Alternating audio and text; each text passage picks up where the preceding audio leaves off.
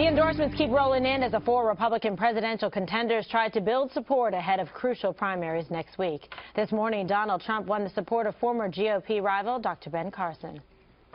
Now, some people said, well, why would you get behind a man like Donald Trump? I've come to know Donald Trump over the last few years. He is actually a very intelligent man who cares deeply about America. There are two different Donald Trumps. There's the one you see on the stage, and there's the one who's very cerebral, sits there and considers things very carefully. You can have a very good conversation with him. And that's the Donald Trump that you're going to start seeing more and more of. Donald explains the special roles he has in mind for his friend Ben if elected president.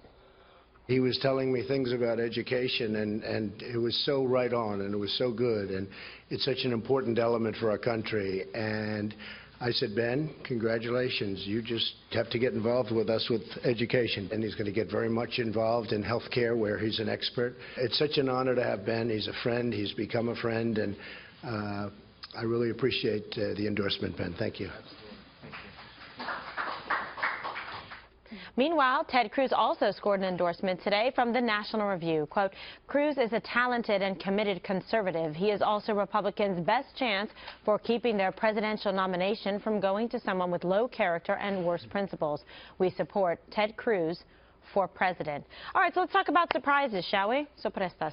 Any surprise, Dana, you think that Ben Carson endorsed Donald Trump, and then also with respect to Ted Cruz and National Review?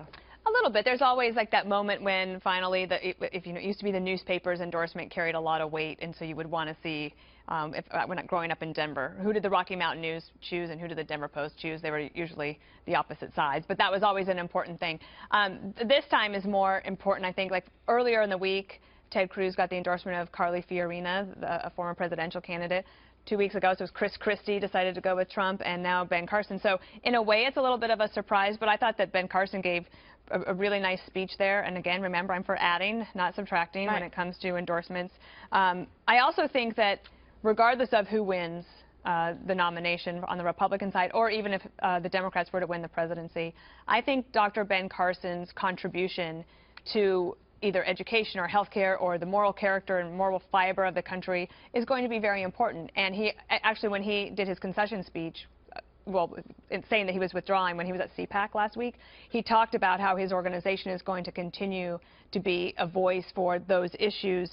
And I think that he is a great model for a lot of people who have wonderful careers, achieve a lot, and then decide to dedicate their remaining time in life to public service. Yeah, so I'm for that. I think it's very well stated. I like him a lot. We've all liked him. I think, at this table, certainly. He's a class act. I think he added a tremendous amount to this campaign, to the process, and his remarks, yesterday and today really kind of point to that. So I hope he does stay involved. It's a great contribution. If I could just say one other thing on the National Review endorsement of Ted Cruz, I actually wasn't that surprised, because in reading the magazine for the last year, they had so many, I thought, very favorable features of Ted Cruz. They had lots of sources on the Cruz campaign, so I'm not surprised by the endorsement. It was pretty much an endorsement at that point. So I don't know. I think they would quibble with that, but it wasn't entirely a surprise to me. You could read the tea leaves.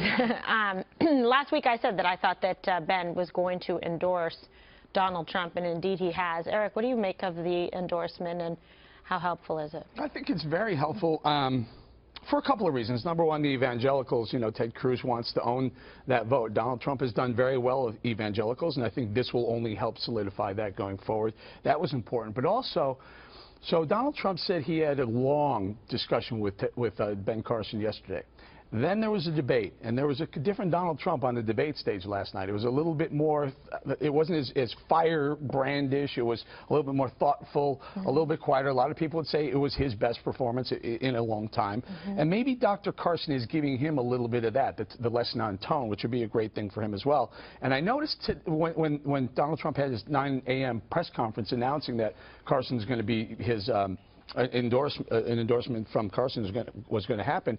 He also mentioned education. Now, Dana mentioned it as well, which tells me there's something there that Ben Carson could add to if it ends up being a Donald Trump administration. Well, maybe there's something there that he would bring in a Ben Carson and say, hey, run the Department of Education or help us out with this, or some of the others. Surgeon General. But remember, people say, hey, Donald Trump's not qualified to run the country. But if you keep bringing in people who are qualified, I mean, there's no question Ben Carson's qualified to do a lot of these things, Surgeon General, Department of Education.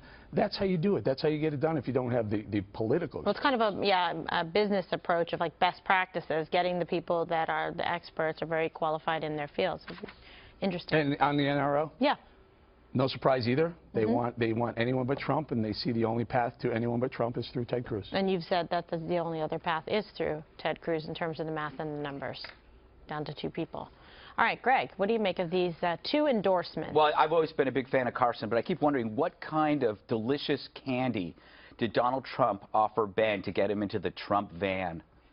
You know, that's kind of a pedophile comparison. Yeah, we got it. Who would do such a thing? Oh, yes, Trump did that with Ben Carson. So that's what I find really interesting is that we're in an era now where you can compare somebody to a child molester or say that they're pathologically damaged and then still get that person's endorsement. And it tells me that even an outsider will sell out. An outsider also wants to be an insider. He wants to be part of the bandwagon. But I will say this also. But do you really think that Ben Carson wouldn't, I mean, honestly, because you've said some nice things about Ben Carson. I love Ben Carson. That he would sell himself out if he didn't actually like him or believe him? I think that it's got to be pretty hard to endorse somebody who likened you to a child molester. But the other thing, too, is they keep talking about how Trump and Carson did bury the hatchet. I would be careful using that terminology with Ben Carson. He might take it literally. Or bury the hammer. Yes. Yes, indeed. All right. What about your buddy, Ben? Well, no, I'm with Greg. I don't understand it. I mean, he called him a pathological liar. He said that, in fact, the people of Iowa were stupid to be buying into Ben Carson. So I can believe you can try to bury the hatchet, but let's look at the politics for a second. The politics are Carson refused to have anything to do with Cruz because he thinks Cruz absolutely cheated in Iowa, and then followed up and saying, oh, let's have a meeting, let's get together, let's settle everything, but used it to show off to the media that he was talking to Ben. So Ben Carson's mad at Ted Cruz. Okay. Then you come to how does he endorse, you know, and what does the endorsement mean? I don't think it means much with the evangelicals. I think evangelicals are already doing pretty well for Donald Trump. You don't think Ben Carson brings any evangelical No, votes not at this Donald point. Trump? Not at this point. Well, he's so saying Trump is doing well with evangelicals. He's already doing well. So the key here for me is more like, you know what? No, hold on. The key here for me is more like reality TV. It's like you're fired or you're off the island.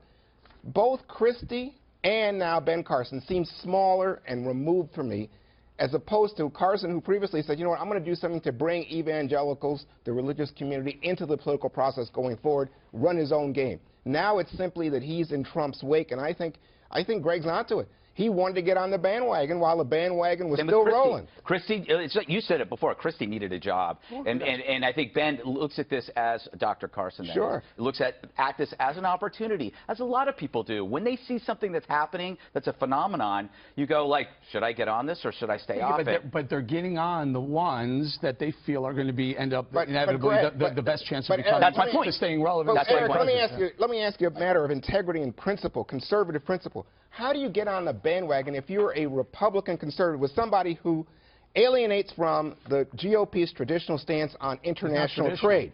How about Israel? I'm neutral on Israel, he says. How about Social Security benefits? No cuts, he says. How about Cuba? Oh, no problem. Let's make a deal. Obama should have just made a better deal. Then he says, oh, the GOP should just embrace me. Forget about the real political, ideological differences. Embrace me. Is this a question or a comment? This is the truth. Right. That's what it is. That's the truth. Dana, what about Secretary of Health and what is it, Human? Like again, I find it. I just don't think anybody runs for president because they want a cabinet secretary position. No. But could he do that? I'm saying, would he make a good? That I didn't suggest that either. I didn't say. She just asked me a question. I didn't say anything about you. Well, no. Okay. Here's the bottom line. I think everyone agrees that Dr. Ben Carson would make a very good addition to anybody's team. I think he has Which lots was to offer my this comment country. at the very beginning Well, of the I don't know how he'd make a good That's what you Secretary said. of Education. He'd be great What on does he know Grey's about Anatomy. education? Apparently he knows a lot. Oh, He doesn't know anything about education. What do you Dr. know about? McDreamy Yes. or Dr. Smith. I told you, I find Ben Carson, he's quite attractive.